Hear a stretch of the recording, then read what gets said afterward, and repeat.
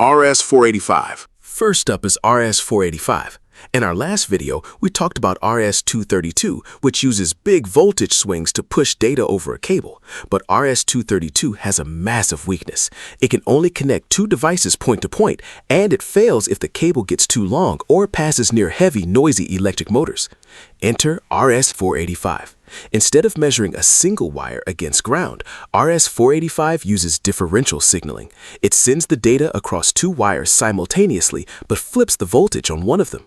When electrical noise hits the cable, it strikes both wires equally. The receiving device simply subtracts the two signals. The noise completely cancels out, and the clean data remains. Because of this genius trick, RS-485 can run up to 1,200 meters, that's over half a mile, and it can connect up to 32 devices on the exact same two wires. It is the absolute ironclad backbone of industrial hardware. Modbus. Now, here is where a lot of beginners get confused. Modbus. People often lump RS-485 and Modbus together, but they are entirely different things.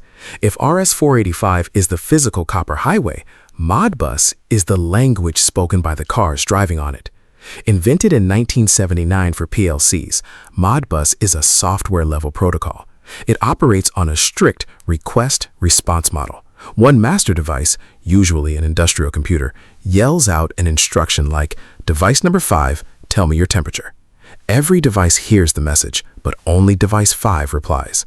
Modbus is beautiful because it is incredibly simple and completely open source.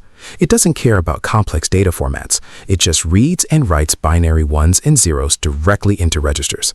It is so reliable that almost every industrial sensor, power meter, and automated valve on Earth still speaks Modbus today. Profibus. But what happens if a factory needs more than just simple temperature readings? What if you have high-speed robotic arms that need to stay perfectly synchronized in real time? Modbus is too slow for that. That's why engineers built Profibus. Developed in Germany, Profibus is a heavy-duty, high-speed industrial network protocol.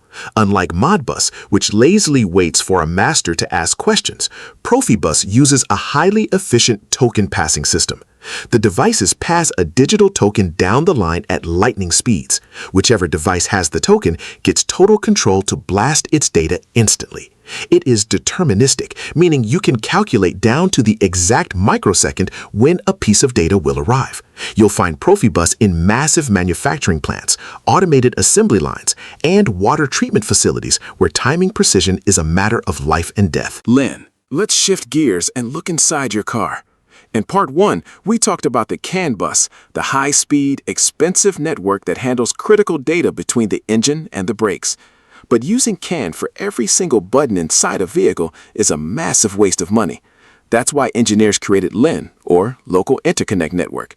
LIN is the cheap and cheerful little sibling of CAN.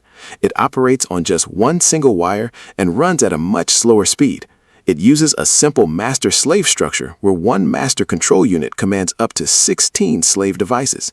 Think of your car door. Instead of running heavy bundles of wires for the power locks, the window switches, and the mirror adjusters back to the main dashboard, they all connect to a tiny local LIN bus inside the door. It saves weight, reduces manufacturing costs, and keeps your car's interior electronics affordable. FlexRay. On the absolute opposite end of the automotive spectrum is FlexRay. If LIN is the cheapest protocol in your car, FlexRay is the most advanced, ultra-premium supercar protocol ever designed. As cars evolve to include drive-by-wire technology, where your steering wheel and brake pedal are no longer physically connected to the wheels by steel shafts, but instead send digital signals to electric motors, CAN bus simply wasn't safe or fast enough. If a CAN bus gets overloaded, a critical brake packet could be delayed by a few milliseconds. In an emergency, that's unacceptable. FlexRay fixes this by being time-triggered. Every single device on a FlexRay network gets an absolute unmovable time slot measured in fractions of a millisecond to send its data. Even if the rest of the car is experiencing an electrical meltdown, your steering and braking data are guaranteed their exact slot on the network. It is dual-channel for 100% redundancy, incredibly fast, and found in high-end vehicles managing advanced driver assist and active suspension systems. GPIB. Now, let's step into the world of elite research labs and look at a true vintage legend, GPIB, which stands for General Purpose Interface Bus. also known as IEEE 488. Invented by Hewlett-Packard all the way back in the 1960s, GPIB was designed for one specific job, letting an engineer use a central computer to automate a workbench full of test equipment. It uses a massively heavy, chunky 24-pin ribbon connector. But here is its iconic trick. The cables are stackable. You can literally plug a GPIB cable into the back of an oscilloscope, and then plug another GPIB cable directly into the back of that first cable, daisy-chaining up to 15 instruments together. It uses a brilliant talker, listener, and controller management system. Even though it was designed decades ago, GPIB is so rugged and reliable that you will still find it inside multi-million-dollar calibration labs, aerospace testing facilities, and physics departments today.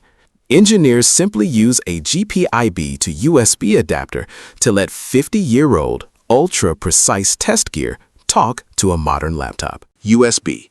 Speaking of USB, we all use the universal serial bus every single day, but almost nobody realizes how ridiculously complex the protocol is under the hood. Before USB came along in 1996, the back of a computer was a nightmare of different ports for keyboards, mice, printers, and joysticks. USB replaced all of them. Unlike simple protocols like SPI or UART, USB is entirely host-driven and packet-based. Your computer acts as the supreme master, constantly polling every connected device using a complex hierarchy of token packets, data packets, and handshakes. It uses differential signaling on two lines, D+ and D- to blast data at incredible speeds while delivering power through the other pins. With the advent of USB-C and USB 4, the protocol has become an absolute juggernaut, tunneling data, display signals, and up to 240 watts of power down a single cable. It is single-handedly the most successful consumer hardware protocol in human history. I3C. Finally, let's look to the future with I3C. If you remember from part 1, I2C is an amazing protocol because it lets you connect tons of sensors using just 2 wires. But I2C was invented in 1982, and modern smartphones are pushing it to its absolute breaking point. The MIPI Alliance solved this by creating I3C, the improved inter-integrated circuit. It is fully backwards compatible with old I2C sensors, but it runs up to 10 times faster while consuming a fraction of the power. But its killer feature is called in-band interrupts. In an old I2C system, if a sensor, like your phone's pedometer, wanted to wake up the main CPU to register a step, it needed an extra dedicated physical wire to send an interrupt signal. Multiply that by 20 sensors and your circuit board gets incredibly messy. I3C allows sensors to send interrupt commands directly over the existing data wires. It saves space, cuts down chip pin counts, and is rapidly becoming the standard for modern mobile devices and smart wearables.